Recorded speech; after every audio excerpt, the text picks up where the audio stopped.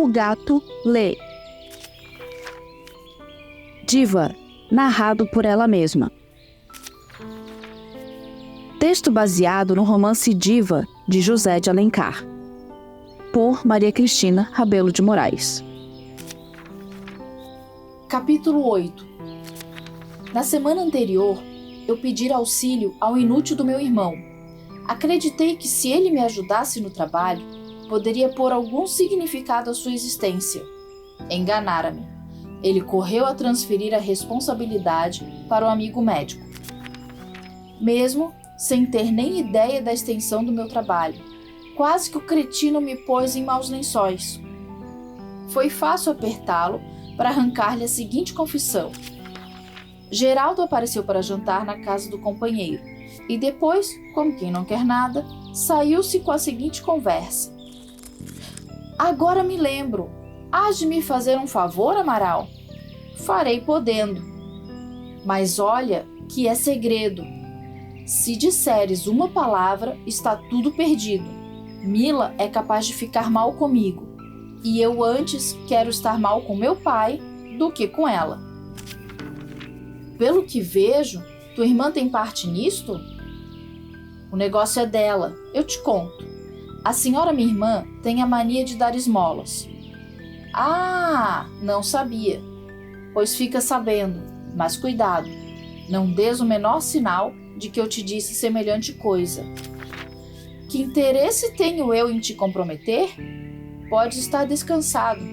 Mas então, Dona Emília é tão caritativa assim? Em uma moça, admira. Oh, nem tu fazes ideia. Ela tem uma porção de velhas, suas protegidas, que não se saem da porta, e não contentes já de pedirem para si, pedem também para os outros. Desde criança que Mila se acostumou, quando meu pai volta da cidade, a tirar-lhe todo o dinheiro que ele traz solto na algibeira. E meu pai deixa de propósito uma porção de moedinhas de prata, além do que lhe dá sempre que ela pede, pois quase todo esse dinheiro é filado pelas tais velhas. Geraldo suspirou. Que dinheiro mal gasto. Podia me servir ao menos para charutos. Mas que relação tem isso com teu pedido? É verdade. Uma das tais velhas descobriu, ou inventou, o que é mais certo, a história de uma menina que perdeu pai e mãe e está na miséria, sem parentes que olhem por ela. E de que havia de lembrar-se? De metê-la no recolhimento das órfãs. Foi uma boa lembrança. Achas que sim? Melhor, porque és tu quem hás de arranjar isto. Como? Tua irmã? Ela aprovou muito a ideia. Incumbiu-me de conseguir a admissão da menina com um dote que deve receber quando se casar. Vê que extravagância! Eu tenho lá tempo de cuidar dessas coisas, mas não há remédio se não fazer-lhe a vontade. Há muitos dias que estou para te falar nisso, e felizmente agora lembro-me. Tu andas lá pela misericórdia, conheces aquela gente. Pois bem, Geraldo, fica ao meu cuidado. Prometes então arranjar o negócio? Dou-te a minha palavra, e quase te posso assegurar que é coisa feita.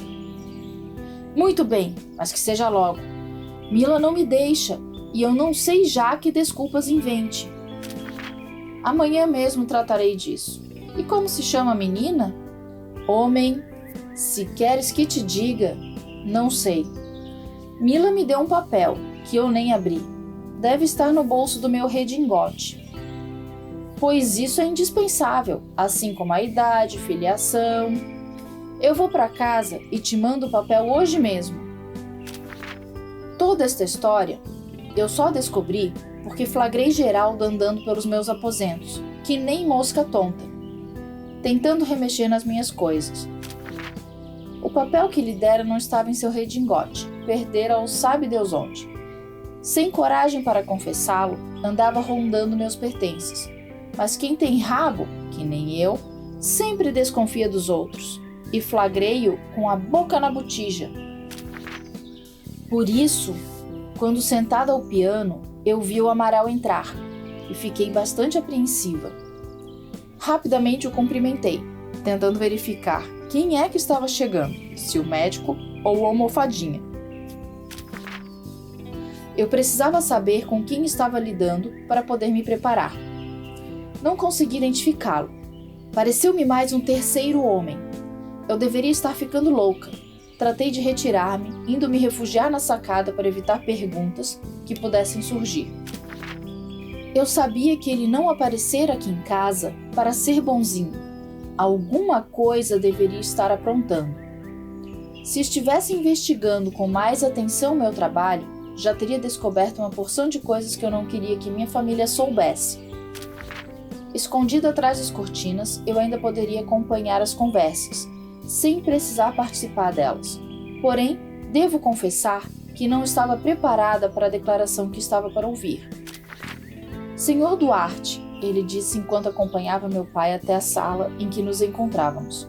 Doutor, o senhor está lembrado do que se passou entre nós há 3 anos, logo depois do restabelecimento da dona Emília? A que respeito? A respeito da maneira generosa porque o senhor quis me recompensar os pequenos serviços que eu... Ah, lembro-me. Pequenos serviços, doutor? Acudiu dona Leocádia. Um irmão não faria por sua irmã o que o senhor fez por Mila.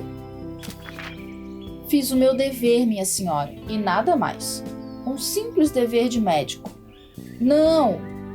O senhor pode pensar como quiser, mas eu sei que lhe devo a vida de minha filha, doutor.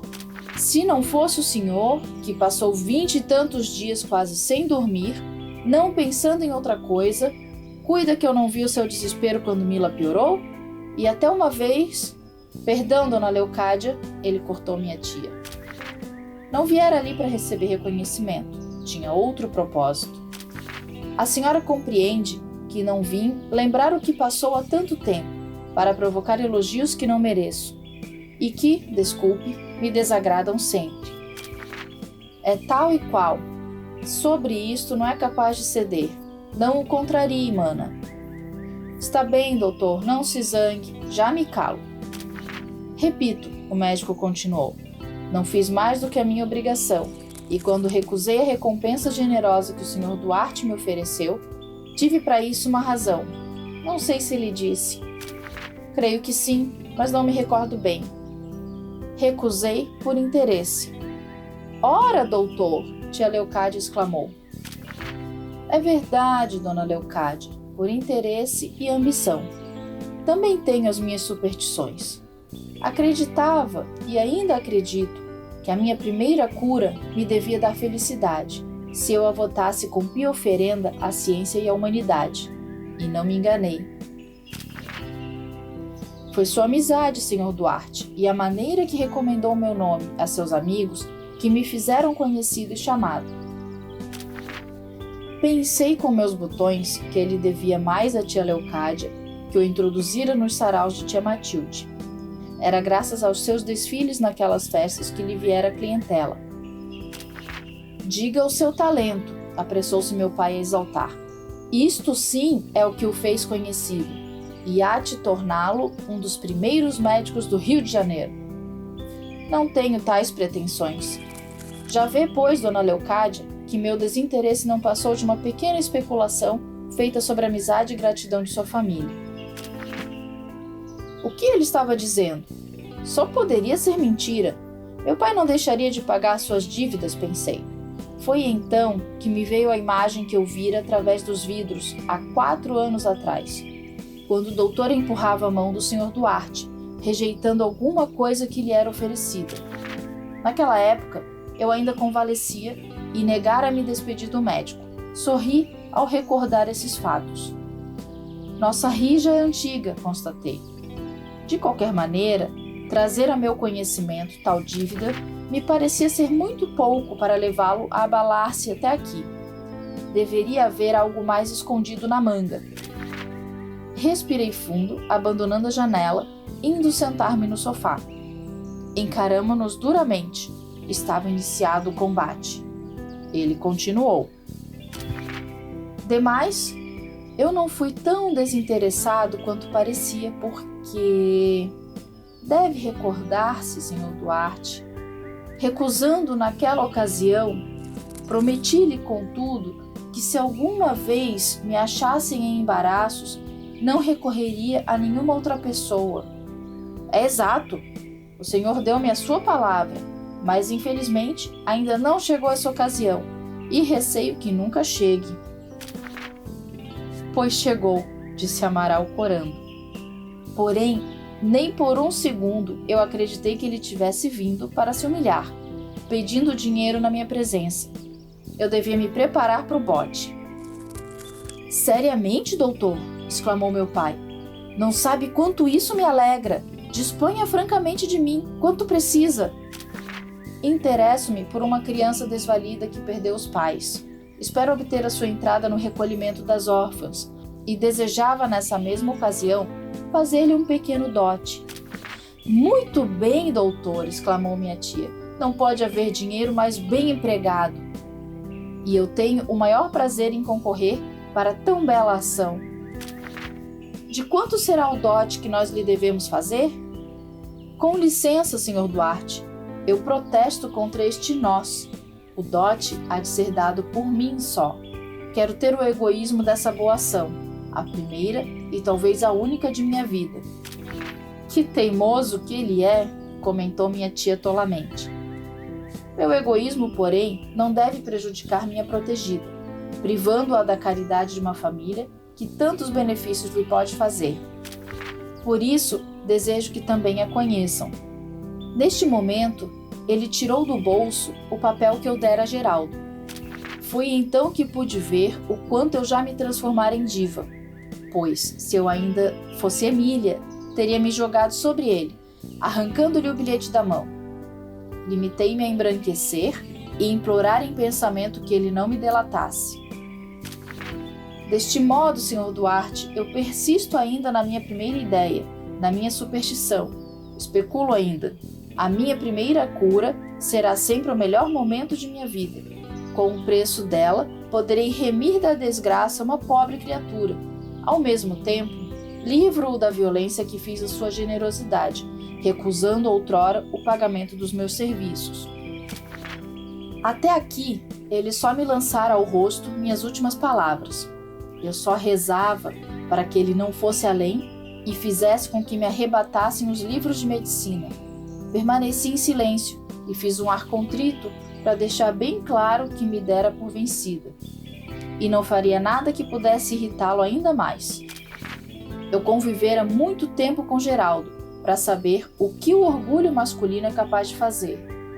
Da vez anterior, Amaral já lançara sua última cartada a fim de me subjugar. Lembrara-me que lhe devia a vida. Hoje, ele tinha cartas muito mais fortes. Retinha nas mãos o meu futuro. Aqui tem a minha conta, ele concluiu. Estremeci.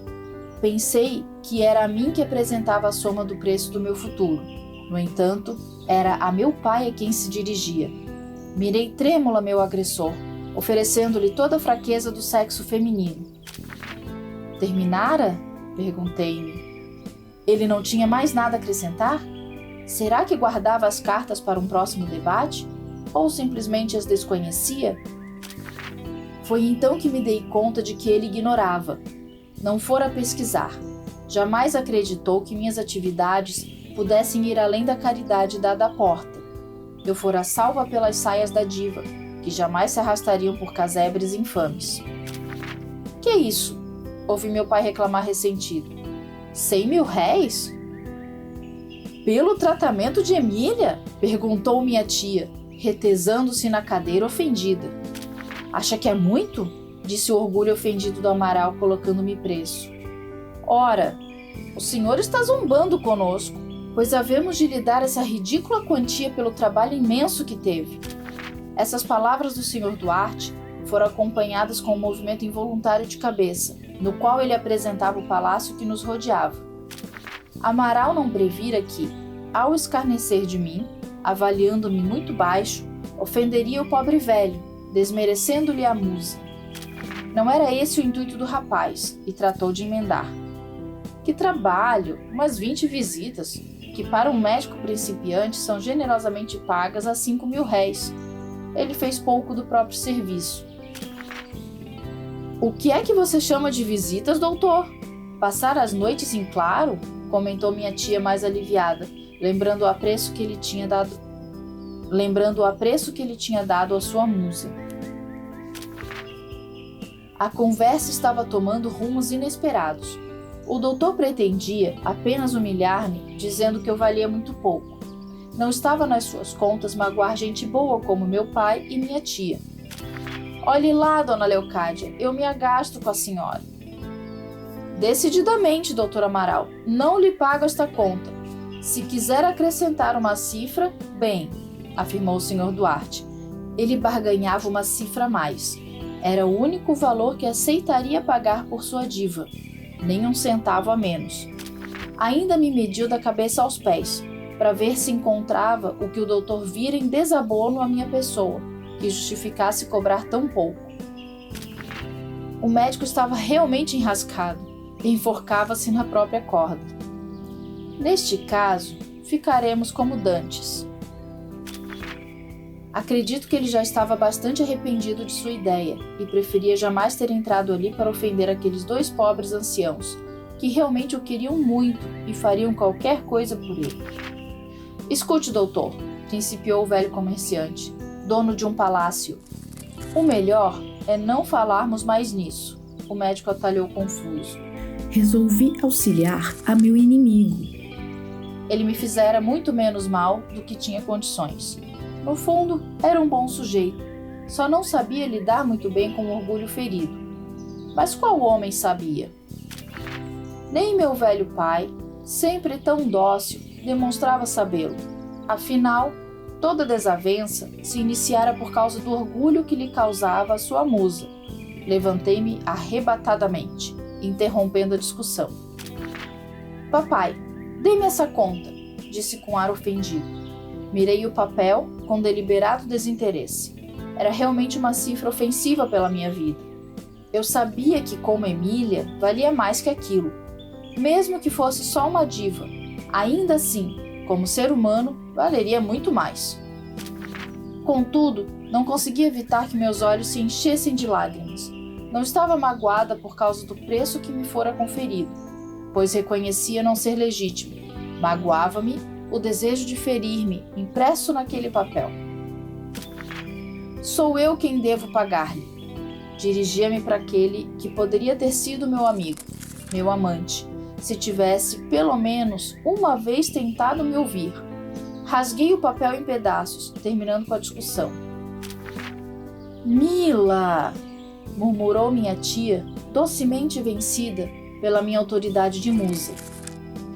Sem olhar para trás e sem fraquejar, abandonei a sala. Agi como esperavam de mim.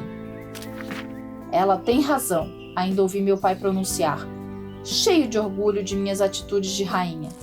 Entre nós, doutor, não há necessidade de contas, nem de recibos. Vou dar-lhe... O quê, Sr. Duarte? O menos que é possível, as 6 cifras. Pronto, ficar estabelecido o meu preço. É escusado, já disse, falemos de outra coisa, protestou o médico totalmente derrotado. Ele perdera a postura. Alguma coisa dentro do moço gritava que tudo aquilo não era somente uma questão de orgulho ou uma brincadeira de meninos. Era uma injustiça. Depois do dia em que afinal eu não fora delatada, entreguei-me com mais afinco ao trabalho e aos estudos. Tentei avaliar as coisas que foram ditas durante a reunião, mas elas doíam muito e eu não conseguia pensar naquilo. Estava triste, mas não odiava o doutor. A culpa do que aconteceu não era só dele. Meu pai, minha tia, eu mesma, todos nós éramos responsáveis pelo preço que me foi atribuído. Eu acho que era a minha própria culpa que mais me doía. Para me redimir, passei uma semana vivendo somente como a desconhecida Emília. Ao cabo desse tempo, eu me senti mais livre, porque Emília não tinha preço, e foi então que consegui pensar. Fui obrigada a reconhecer que não estava disposta a desistir do médico. Talvez ele mesmo desconhecesse isso, mas havia algo dentro do rapaz que eu não podia dispensar. Aos poucos, fui esquecendo seu sorriso irônico e só sobrara a sua expressão sofrida ao pedir dinheiro em pagamento do que fora o melhor momento de sua vida. Ele cobrava pelo que não tinha preço, por sua dedicação ao trabalho, por aquilo que dava significado à sua existência. Acabei por concluir que ele perdera tanto quanto eu. Resolvi reatar nosso relacionamento. Acho melhor chamar de relacionamento, porque aquilo estava longe de ser considerado uma amizade. Escrevi um bilhete cheio de meias palavras, em nome de tia Leucádia. Nós o esperamos hoje para jantar. Não lhe digo o motivo deste convite de propósito, para que a curiosidade de saber o obrigue a vir sem falta e mais cedo. Eu sabia que ele reconheceria minha letra. Bastaria comparar com a do outro bilhete que ainda tinha em mãos. Provavelmente ele se prepararia para uma nova batalha. Mas meu intuito era pôr fim às nossas disputas e conseguir confraternizar. Porém, eu tinha que convir que minhas palavras eram perniciosas e deixavam o que pensar. Não adiantava, eu era ruim mesmo, devo confessá-lo. Esta obra de ficção pode ser adquirida para sua total contemplação através do link indicado aqui na descrição do vídeo.